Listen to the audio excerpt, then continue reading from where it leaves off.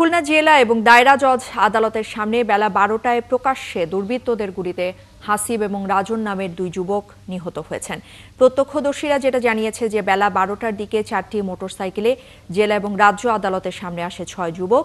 এ সময় তারা সেখানে দাঁড়িয়ে থাকা হাসিব এবং রাজনের ওপর খুব কাছ থেকে 5 রাউন্ড গুলি চালায়। এতে ঘটনাস্থলেই মারা যায় হাসিব। আহত অবস্থায় পড়ে থাকে রাজন।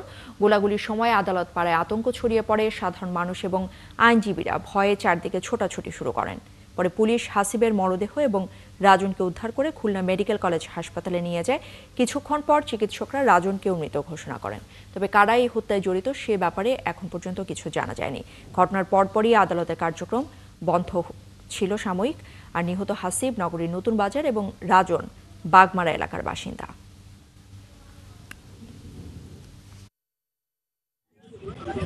জানি না কি আমি শুনছি যে গুলি করছে, তার জন্য আমি চলে আসছি এখানে, বুঝছেন যে এরকম গুলি লাগছে।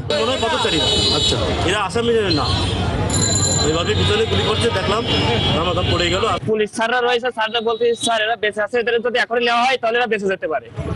কেউ যাচ্ছে না বা আমরাও তো ধরতেও পারতেছি না। আক্রমণ কারা করেছে এখন পর্যন্ত আমরা নিশ্চিত না, তবে তদন্ত শেষে আপনাদের জানাবো। দর্শক, এই বিষয়ে বিস্তারিত আমরা জানবো। আমাদের সাথে কনক রহমান যুক্ত হচ্ছেন খুলনা থেকে। কনক, একটু সবশেষ অবস্থা সম্পর্কে জানাবেন এবং যে 6 যুবক প্রকাশ্যে গুলি করেছে তাদের পরিচয় কি এখন পর্যন্ত জানা গেছে কিনা?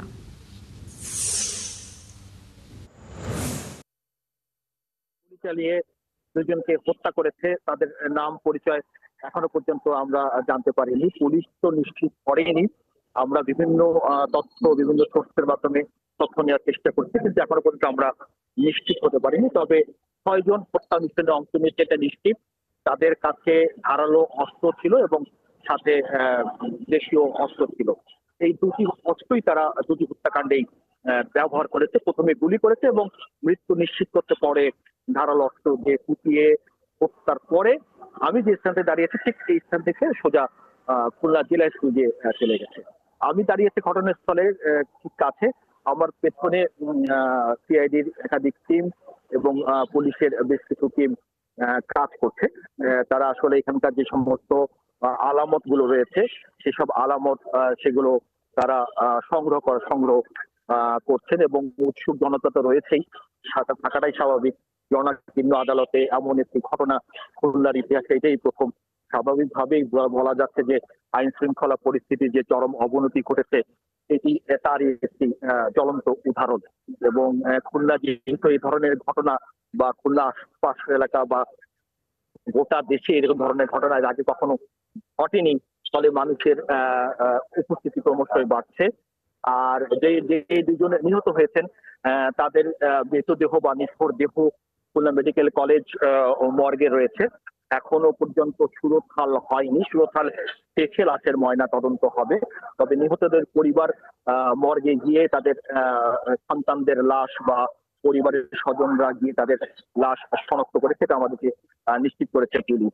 আর এই হত্যাকাণ্ডে আসলে যে কারণে আমি এর আগেও বলছিলাম যে মূলত দুইটি বাহিনী রয়েছে, একটি হচ্ছে পলাশ গ্রুপ এবং একটি হচ্ছে গ্রেনেড বাবু।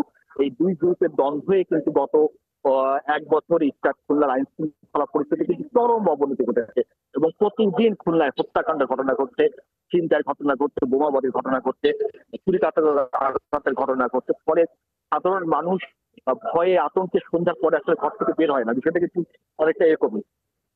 এবং এই যখন অবস্থা আইন শৃঙ্খলা পরিস্থিতি যখন এমন অবনতি তখন কিন্তু প্রকাশ্যে বিকল্পে তাও আদালত করায় জনাকীর্ণ আদালত করায় এই হত্যাকাণ্ড বিস্তৃত। ফলে আইন শৃঙ্খলা পরিস্থিতি নিয়ে আসলে যে উদ্বেগ উৎকণ্ঠা মানুষের মধ্যে গেছে সেটা আরো বেড়ে গেল।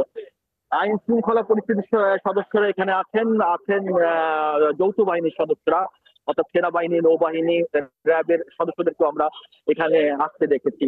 আর সবচেয়ে বড় কথা এইসব আসলে যতটুকু না বলা যায় ততটুকু তার চেয়ে বলা উচিত ছিল কারা, কেন, কি কারণে এই হত্যাকাণ্ড এবং হত্যা মিশনে যে 6 জন অংশ নিয়েছিল এরা কারা, এদের পরিচয় কি, আসলে এটা এই মুহূর্তে বলা সম্ভব হচ্ছে না। কারণ আমরা আইন শৃঙ্খলা বাহিনীর সদস্যরা যেমন আমাদেরকে নিশ্চিত করতে পারছে না, তেমনি আমরা বিভিন্ন সোর্সের মাধ্যমে জানার চেষ্টা করছি। হয়তোবা খুব অল্প সময়ের মধ্যে আমরা পেয়ে যাব। তবে এই ধরনের ঘটনা অনাকাঙ্ক্ষিত, অনভিপ্রেত এবং কখনোই আসলে এইভাবে হত্যাকাণ্ড প্রকাশ্যে এরকম ঘটবে এটা আমরা কল্পনা করিনি।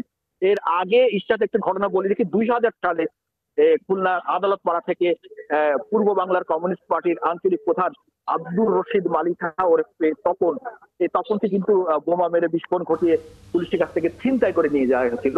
এবার ছিনতাই না, এবার প্রকাশ্যে গুলি করে হত্যা এবং অস্ত্রাঘাতে হত্যা করা হয়েছে। পরে দুটি ঘটনা অনেক দূরবর্তী, কিন্তু দুটি ঘটনার পারস্পরিক সম্পর্ক কিন্তু অনেকটাই এক। তবে এর আগের ঘটনা এবং আজকের ঘটনা কিন্তু বেশ পার্থক্য আছে। সবকিছু মিলিয়ে আসলে আমরা জানার চেষ্টা করছি আসলে কি কারণে, কি উদ্দেশ্যে।